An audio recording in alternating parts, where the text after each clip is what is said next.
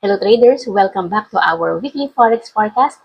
I'm Coach Jay and welcome to my channel. Alright, so last week was a very huge week because of the NFP, tapos meron pang end of MC and ang daming significant risk events. I-review natin. Alright, ayan no, so sobrang namumula ang ating last week. Okay. And syempre yung Bank of Japan, no, medyo nabigla tayo dahil nag-increase sila ng kanilang interest rate. Kaya biglang tumaas ang Japan. Okay? And syempre yung NFP, no, talagang hindi naging maganda ang result. Okay, kaya naging weak ang US last week. Okay. So for next week, tignan muna natin kung meron ulit mga risk event.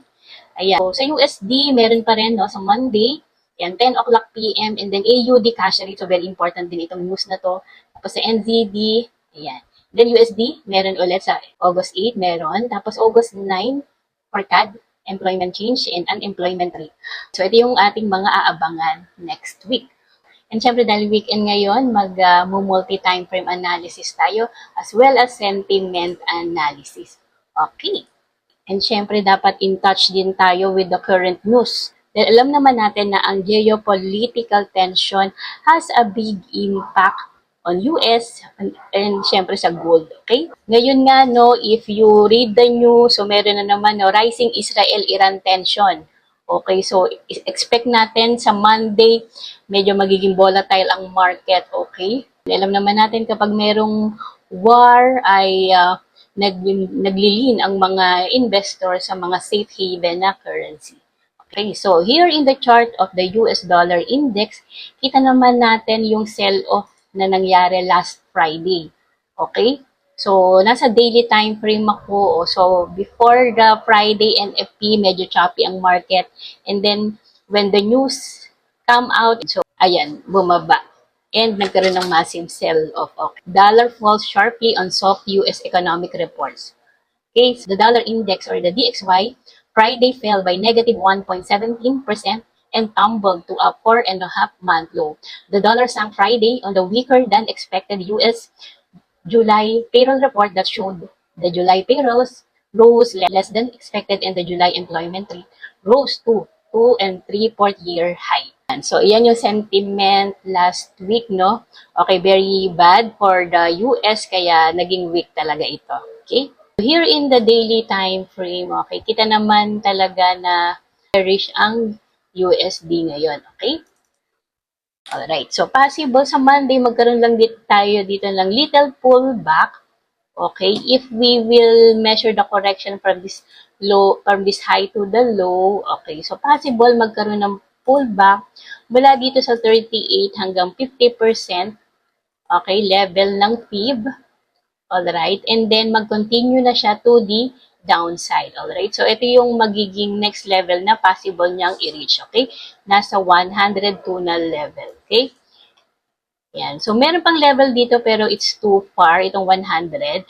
Pero I don't think so na i-reach niya agad ito by next week. Alright?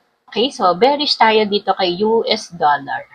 Alright, so syempre pag bearish tayo kay US dollar, possible na ang Euro USD ay bullish dahil inversely correlated sila. And then, check natin din ang S4. So, very aggressive talaga ang seller, no? Okay, so bearish and gulping talaga. Ito yung in-explain ko sa inyo na Maraboso. Ibig sabihin, very strong ang mga sellers dito. Okay? And then, let's move on na dito kay gold. Okay.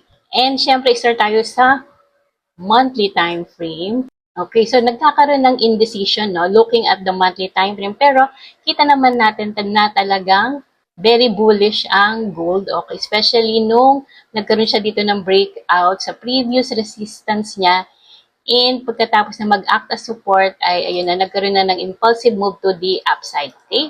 Okay? And may possibility pa talaga na magkaroon pa siya ng higher high, okay? Then, let's go down to the weekly time frame. So, dito naman sa weekly time frame, as explained sa inyo last Monday, kung nanood kayo ng aking analysis, nagkaroon dito ng double bottom and then niretest niya. Tapos, ayun ay nag-continue na siya to the upside. Okay? So, very effective din ang pattern na ito na talagang pag na-form ito ay binabalikan niya itong neckline na to, which is, ayun nga yung nangyari. Pwede nyo balikan ulit ang aking video. Okay, so bullish pa rin looking at the weekly time frame. Now, let's go down to the daily time frame. Okay? So, niretest niya na, and then tumaas, tapos niretest niya ulit. So, clearly, very strong talaga itong support na to. Okay? Dahil every time na pumupunta siya dyan ay nagbabounce up ang price and tumataas siya. Okay? However, okay, nung Friday, kita naman natin itong indecisive candle na ito, no? Or ibig sabihin, meron equality sa market. Okay? Before we move on, syempre, i-check ulit natin itong COT report. Okay, so magsa-sentiment analysis tayo wherein gusto natin malaman kung ano ang sentiment ng mga big institutions. Okay, as you can see dito for gold, last report nila noong July 30, 313K ang long nila versus sa short nila na 66K lang. Okay, so kita rin natin na talagang unti-unting tumataas ang gold, okay, which is aligned naman sa ating higher time frame, okay? Although, napansin din natin itong change long na negative 28, ibig sabihin ay nagko-close ang mga big institutions ng kanilang long orders. However, kung talagang bearish sila kay gold, dapat ay nag-a-add sila ng short. Pero nagbawas din sila ng kanilang short orders, okay? Okay, so kaya nakakita din tayo last Friday ng indecisive, okay?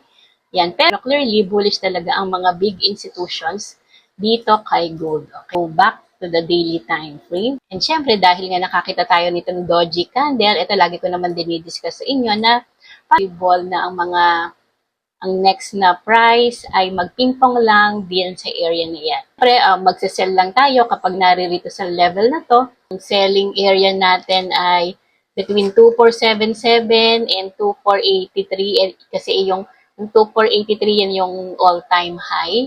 Okay, and nagkaroon ng reaction, bumaba dyan. And syempre pa rin mag-buy dito sa 2400, between 2400 and 2410. Okay, pero hanggat narito ang price, we must be patient kasi talagang sasakit lang ang ulo natin dito. Okay, and then let's check also the H4 time frame. Very aggressive din ang mga sellers, pero siya risky rin na mag-sell.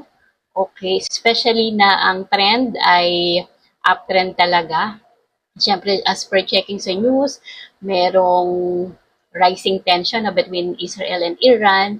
And alam naman natin na safe haven din ang gold. So kapag may mga wars ay ay naapektuhan din talaga ang gold. Okay? Habang nandiyan siya sa level na yan ay muna tayo. Wait and see lang muna tayo. Okay. And syempre, move on na tayo kay Euro USD naman. Okay, looking at the monthly time frame. So, okay, very aggressive move ito. Okay. And na-explain ko naman sa inyo na bullish talaga ako kay Euro USD. Very aggressive move to, and then possible na itong ginagawa niya ay pullback lang. Kasi alam naman natin na ang pullback ay may simple and complex pullback. Kaya lang kadalasan ay complex pullback. So ito possible na nagre-range lang siya as part of the correction. Alright? Tayo looking at the monthly time frame and weekly time frame naman. Na-explain ko rin ito sa inyong candlestick na to na Marubozu candlestick wherein strong ang mga buyers dito dahil walang masyadong weak or shadow. Okay? Karoon tayo ng very aggressive move to the upside and ayun na, no? Nagkaroon ng pullback tapos tumaas na. And if we want to measure the correction from this low to the high, so nagre-test ang price dito sa may level ng 61.8%. Okay, so tinouch na lang niya and then tumaas na siya. Okay, bullish tayo. And then sa daily time frame, ayan. So nagkaroon dito ng downtrend, okay. So, nagkaroon dito ng downtrend and i-check natin, no, for ilang days, narito lang siya sa descending channel na. And ayun na nga, pinakita na talaga sa atin during NFP. Yan, so nagkaroon na tayo ng bullish candlestick. Align siya sa weekly and monthly na uptrend talaga siya. Okay, laron lang ng deeper pullback dito kay Euro USD. Siyempre, i-check din natin ang COT report. Okay, from negative 9,000 na net positions nila, all the way up to 17,799. Okay, so nag-shift na rin sila from bearish to bullish. Okay, pero syempre, mag-expect din tayo na magkakaroon ng pullback or correction yan. Okay, so sa Monday, titignan din natin kung ano yung possible gawin. So, pwede na tayong bumaba sa lower time frame like H4 or lower pa. Okay, kasi if magiging flag pattern yan,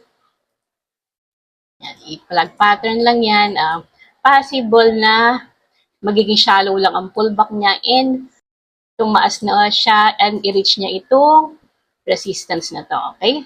So, depende kung paano yung way ng correction niya by Monday or Tuesday. Alright? If we will use the P from this low to the high, karon ng pullback, kahit dito sa 38.2 dahil decent pullback na rin yan, okay? So, previous resistance yan possible na mag-act as support, okay? Next level natin, if hindi nag-hold to ay dito sa level ng 50%, okay? For the last pair, GBP USD, check din natin ang monthly. Okay, from this move na talagang very impulsive and ayun nga, no, possible na correction lang din yung gagawin niya, okay? So, bullish din ako dito kay GBP USD.